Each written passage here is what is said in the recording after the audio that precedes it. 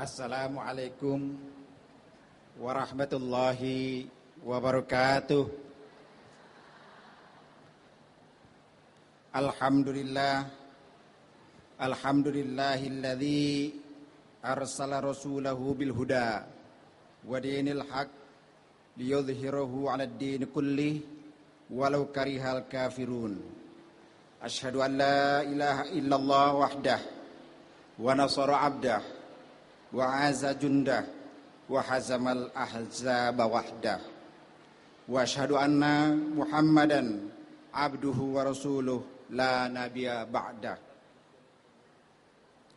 Al-mukarramun, para alim ulama, wabil khusus sahibul hajah, ibu kita, guru kita, Dr. Haji Siti Suryani Tahir, yang saya hormati Kiai Syaugi Tahir, yang saya hormati Saudara Gubernur DKI Jakarta, yang saya hormati Wali Kota Jakarta Pusat, yang saya muliakan para pimpinan Majelis Taklim se-Jabodetabek, yang saya hormati keluarga besar At-Tahiriyah, hadirin hadirat yang dimuliakan Allah Subhanahu wa taala. Marilah kita panjatkan puji dan syukur kehadirat Allah Subhanahu wa taala yang telah memberikan kita iman dan Islam serta memperkenankan kita untuk hadir pada majelis yang mulia ini.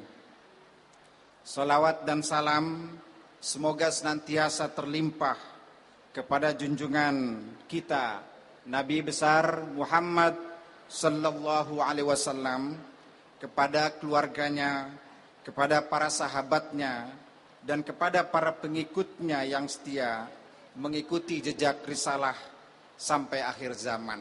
Amin. Hari ini kita menghadiri peringatan ulang tahun ke-68 dari guru kita Ibunda Siti Suryani Tahir. Beliau adalah salah satu tokoh besar, daiyah masyhur, dan pendidik ulet yang telah berkiprah di berbagai kancah Islam di tingkat nasional maupun internasional. Sejak mudanya, Ibunda Suryani saya kenal sebagai singa podium. Gaya pidatonya memukau massa, kandungan maknanya memiliki arti yang dalam, serta pilihan bahasanya yang lugas, cerdas, dan mudah dipahami oleh orang awam sekalipun. Ratusan majelis taklim kaum perempuan di Jabodetabek ini berada dalam pengasuhan Ibu Suryani. Ini bukan semata-mata karena Ibunda Suryani putri dari ulama besar. Ini karena Ibunda Suryani sendiri adalah ulama perempuan atau perempuan ulama dalam arti yang sebenarnya. Sebagai ulama, beliau adalah ketua majelis taklim Asuryaniyah serta lulusan sekaligus ketua umum Perhimpunan Wanita Alumni Timur Tengah, tempat di mana Ibunda Suryani menimba ilmu-ilmu agama.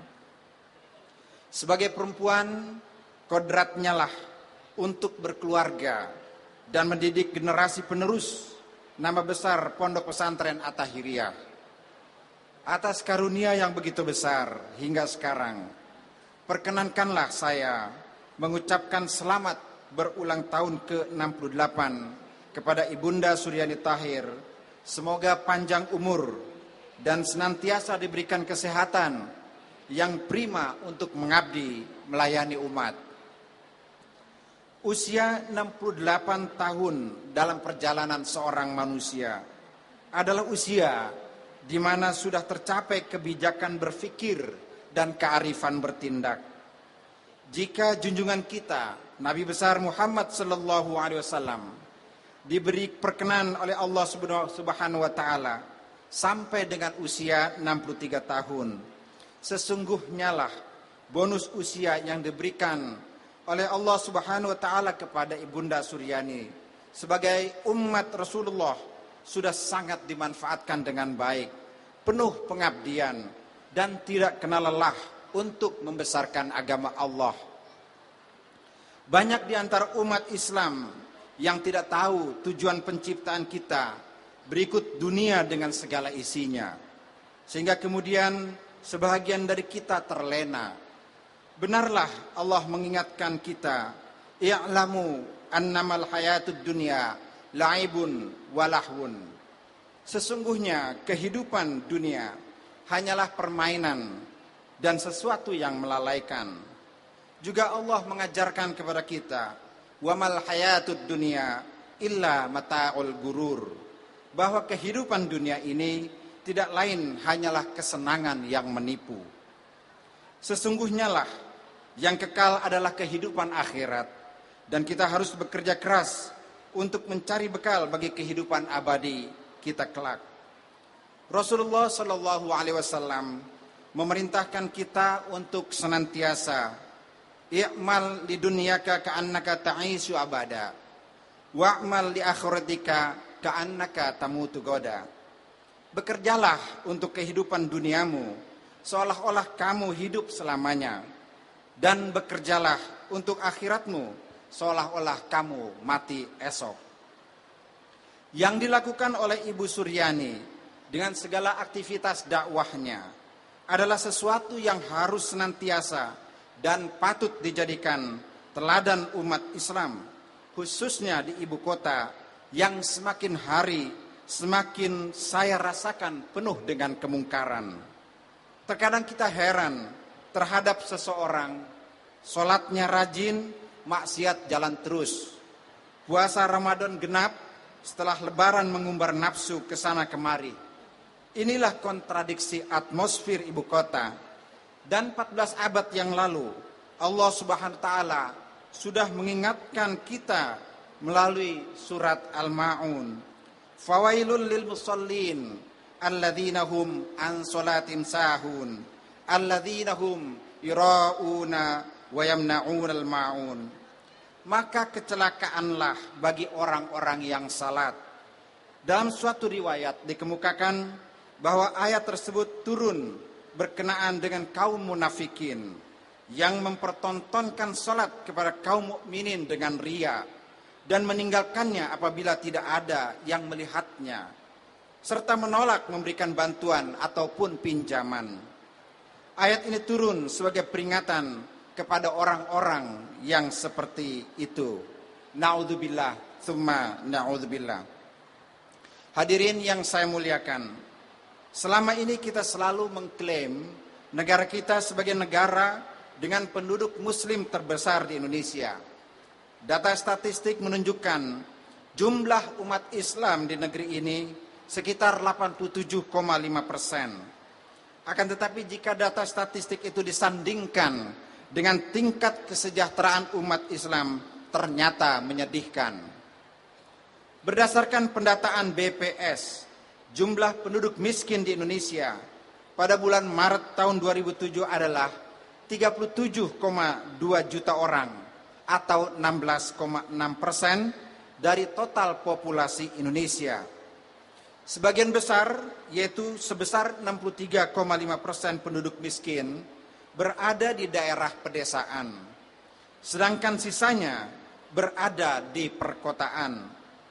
Dengan logika sederhana, bisa kita katakan bahwa 87,5% dari penduduk miskin ini adalah umat Islam. Perlu diketahui bahwa miskin dalam terminologi BPS adalah individu atau orang dengan pendapatan kurang dari Rp165.000 per bulan. Sementara itu, jumlah pengangguran kita saat ini masih sebesar 10,6 juta jiwa atau 9,75% dari angkatan kerja nasional dengan tingkat penambahan sekitar 2,5 juta orang angkatan kerja baru per tahun. Mayoritas dari jumlah ini tentu adalah umat Islam. Hari ini Ibunda Suryani mensyukuri nikmat 68 tahun pemberian Allah Subhanahu wa taala. Dalam mensyukuri hal tersebut, tentunya adalah sudah tepat syiar Ibunda Suryani dan Majelis Taklim Asyuryaniyah yang dilakukan dengan tujuan untuk mengatasi kedua masalah terbesar bangsa ini, yaitu kemiskinan dan pengangguran. Pembagian sembako dan pasar murah saja tentu tidak cukup dan tidak akan pernah dimaksudkan untuk mengentaskan kemiskinan secara permanen. Tugas berikutnya dari seluruh komponen umat Islam yang mampu, para agnia, para dermawan, dan mereka yang diberi kelebihan rizki untuk melanjutkannya dengan membangun kegiatan ekonomi produktif. Pembinaan kegiatan ekonomi produktif ini tidak bisa dilakukan setengah-setengah, namun harus dikelola secara profesional dan berkesinambungan. Dengan memanfaatkan sumber kedermawanan abadi umat Islam, yaitu zakat, infak, dan sedekah. Syukur dan syiar adalah bentuk tahadus bin ni'mah yang memang dianjurkan dalam Al-Quran. Mari kita mengambil manfaat dan memetik pelajaran dari perjalanan hidup salah satu perempuan ulama besar kita, Ibunda Hajjah Siti Suryani Tahir. Bapak dan Ibu sekalian, tadi baru saja diresmikan Induk Koperasi Suryaniyah. Ini adalah salah satu bentuk konkret apa yang dilakukan oleh guru kita, Ibunda Hajjah Suryani Tahir. Tidak saja dakwah dalam artian mengajarkan agama. Pembentukan koperasi sesungguhnya adalah implementasi dari ajaran agama itu sendiri. Islam tentu tidak suka dengan kemiskinan. Karenanya Rasulullah mengingatkan kita bahwa kemiskinan itu cenderung pada kekufuran. Koperasi adalah salah satu instrumen yang tepat yang didirikan oleh majelis taklim ini. Saya mengucapkan selamat atas berdirinya koperasi, induk koperasi Asyuryaniyah, dan kiranya dapat diikuti oleh majelis-majelis taklim lainnya. Bapak dan Ibu yang saya muliakan, pemerintah memberikan perhatian khusus untuk pemberdayaan kaum ibu, pemberdayaan kaum perempuan. Pemerintah memiliki pengalaman bahwa perempuan punya kelebihan yang luar biasa di dalam mengelola koperasi. Koperasi yang dikelola oleh kaum perempuan pada umumnya sukses. Kenapa sukses? Karena memang ibu-ibu tanggung jawabnya lebih, punya sifat yang hemat dan memiliki perhitungan yang tepat. Takut kalau punya hutang, kalau hutang segera dibayar. Inilah yang membuat koperasi-koperasi itu menjadi sehat di dalam kepemimpinan kaum ibu. Karenanya pemerintah menyelenggarakan program khusus kaum ibu, pemberdayaan kaum ibu dalam program yang disebut dengan Perkasa. Perkasa adalah perempuan keluarga sehat sejahtera. Siapa yang dapat memanfaatkan program Perkasa ini? Tentu adalah kaum perempuan. Siapakah kaum perempuan itu? Antara lain adalah ibu-ibu sekalian yang tergabung di dalam majelis taklim. Jadi dengan adanya induk koperasi ini adalah langkah yang sangat tepat untuk menghimpun semua kekuatan perempuan di dalam pemberdayaan ekonomi keluarganya. Kalau ekonomi keluarganya bagus, maka pendapatan keluarga juga bagus. Kalau pendapatan keluarganya bagus, maka keluarga dapat memberikan pelayanan yang baik untuk anak-anaknya. Punya uang untuk menyekolahkan anak sampai dengan tingkat yang baik. Bisa memberikan makanan yang bergizi karena punya uang. Bisa memberikan pelayanan kesehatan karena punya uang. Kalau pendidikannya bagus, gizinya bagus, kesehatannya bagus, maka yakinlah Bapak dan Ibu sekalian, umat Islam Indonesia itu bisa meninggalkan generasi-generasi yang kuat. Kalau generasinya kuat, insya Allah umat Islam ke depan tidak miskin lagi. Insya Allah bangsa ini akan menjadi bangsa yang kuat. Kalau umat Islamnya kuat, Indonesia akan menjadi bangsa yang kuat. Amin. Kalau umat Islamnya lemah, bangsa ini akan menjadi bangsa yang lemah. Karena apa? Karena mayoritas penduduk Indonesia adalah umat Islam. Oleh karena itu umat Islamnya harus cerdas, pendidikannya harus tinggi, gizinya harus baik, kesehatannya harus terjaga dengan sebaik-baiknya. Inilah makna dari apa yang sekarang sedang dilakukan oleh pemerintah lewat koperasi-koperasi, khususnya yang berkaitan dengan koperasi yang dikelola oleh kaum perempuan. Bapak dan Ibu sekalian, khususnya kaum ibu, ini pengalaman Menteri Koperasi meninjau koperasi maupun UKM perempuan, apakah yang di kota, di desa, maupun di daerah-daerah terpencil, semua yang dikelola oleh kaum perempuan, semuanya baik. Oleh karena itulah ada program khusus untuk kaum perempuan. Saya mohon program ini dimanfaatkan dengan sebaik-baiknya dan dengan penuh amanah. Dengan demikian, apa yang kita harapkan, yaitu terjadinya perubahan, betul-betul bisa terwujud. Perubahan apa? Perubahan dari yang tadinya nganggur, kita tidak nganggur. Yang tadinya miskin, tidak lagi miskin. Yang pendapatannya kecil bisa menjadi besar, dan seterusnya, dan seterusnya. Akhirnya mari kita sadari bahwa Allah tidak akan mengubah nasib bangsa Indonesia jika kita tidak melakukannya sendiri.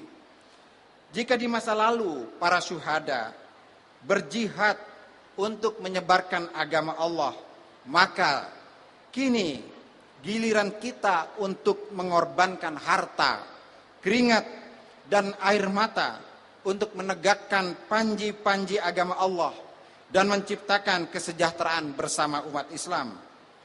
Demikianlah sambutan yang bisa saya sampaikan. Kurang dan lebihnya mohon maaf. Semoga Allah senantiasa meridhoi perjuangan kita semua. In tansurullah yansurkum wa yuthabbit aqdamakum. Wallahul muwaffiq ila aqwamit thoriq. Wassalamualaikum warahmatullahi wabarakatuh.